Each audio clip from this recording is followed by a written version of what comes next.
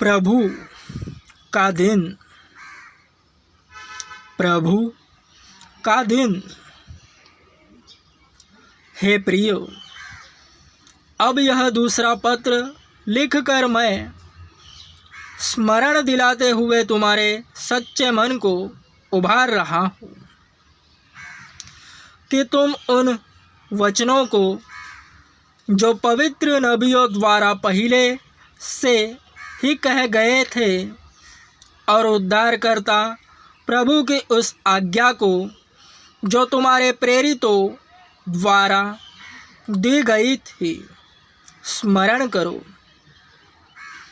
सर्वप्रथम यह जान लो कि अंतिम दिनों में ठट्ठा उड़ाने वाले ठट्ठा उड़ाते आएंगे, जो अपनी दुर्वासनाओं का अनुसरण करेंगे और कहेंगे, कहाँ गई उसके आगमन की प्रतिज्ञा। हमारे पूर्वज तो सो गए, फिर भी सृष्टि के आरंभ से अब तक सब कुछ वैसा ही चला आ रहा है। जब वे ऐसा कहते हैं तो यह भूल जाते हैं कि परमेश्वर के वचन द्वारा ही बहुत समय से आकाश विद्यमान है और पृथ्वी जल में से बनी और जल द्वारा ही अस्तित्व में है, और इसी से उस समय संसार जलमग्न होकर नष्ट भी हो गया। परंतु उसके वचन द्वारा वर्तमान आकाश और पृथ्वी भस्म किए जाने के लिए रखे गए हैं, और ये अधर्मी लोगों के न्याय और विनाश के दिन तक ऐसे ही रखे जाएंगे। हे प्रियो, यह बात तुमसे छिपी न रहे कि प्रभु की दृष्टि में एक दिन 1000 वर्ष के बराबर है और 1000 वर्ष एक दिन के बराबर। प्रभु अपनी प्रतिज्ञा को पूरी करने में विलंब नहीं करता, जैसा कि कुछ लोग समझते हैं, परंतु वह तुम्हारे प्रति धीरज रखता है।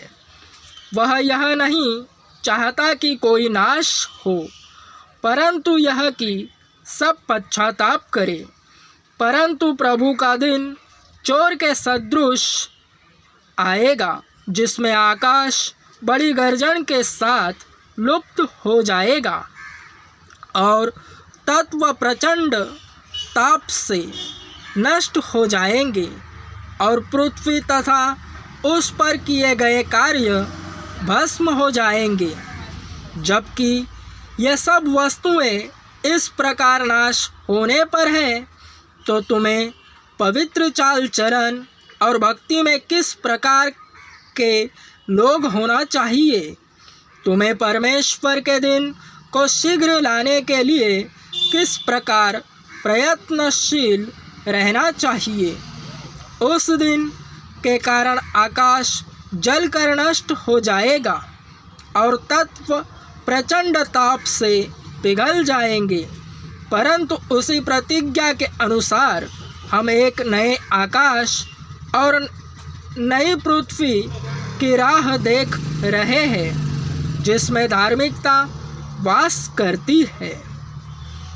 इसलिए हे प्रियो, जब तुम इन बातों की आस लगाए हो, प्रयत्न करो कि तुम प्रभु द्वारा शांति में निष्कलंक और निर्दोष पाए जाओ, और हमारे प्रभु के धीरज को उद्धार समझो, जैसा कि हमारे प्रिय भाई पौलुस ने अपने उस ज्ञान के अनुसार जो उसे दिया गया तुम्हें लिखा।